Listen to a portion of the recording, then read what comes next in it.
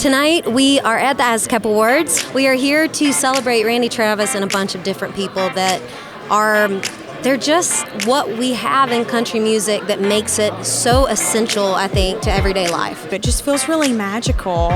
Getting to see these, amazing artists, amazing songwriters perform and be honored. And I feel like I maybe won something tonight, but I don't know what it is. But I would think this is probably for Take It From Me.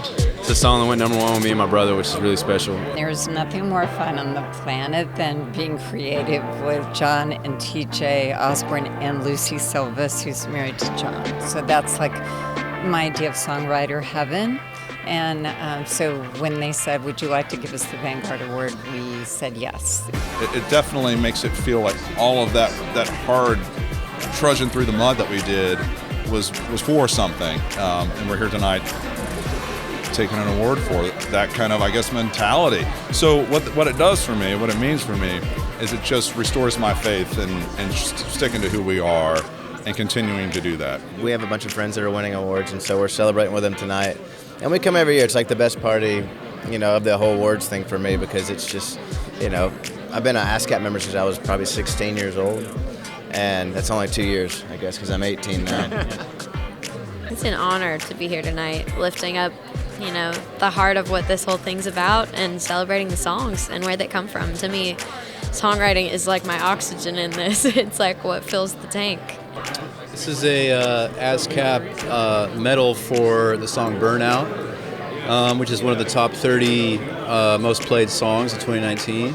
I think it's amazing. We could not do what we do if we didn't have songwriters. And ASCAP in particular is very special to me because I moved to town 10 years ago, and Mike Sistad and ASCAP, they were there from the very beginning and have had unwavering belief in my artistry. ASCAP just took me on the most incredible writing trip to France at the castle in the Dordogne, it happens every year. I've always wanted to do it, and this year I finally got to do it, and I got some of my favorite songs from it. So ASCAP is just like the best place. I love being a teammate.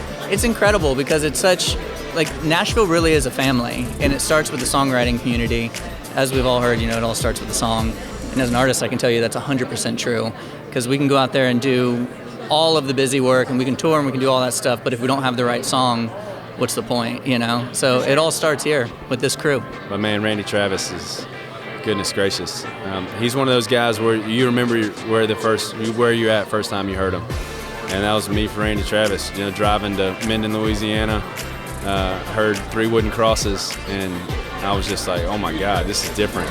Oh yeah, 3 Wooden Crosses was the one that as a kid I just sang it over and over and over again. I was a kid that kind of liked the melancholy, sadder songs, and that was the one. TJ being a baritone singer, I was immediately drawn to Randy. I mean, he's got one of the smoothest baritone voices, or just voices in general.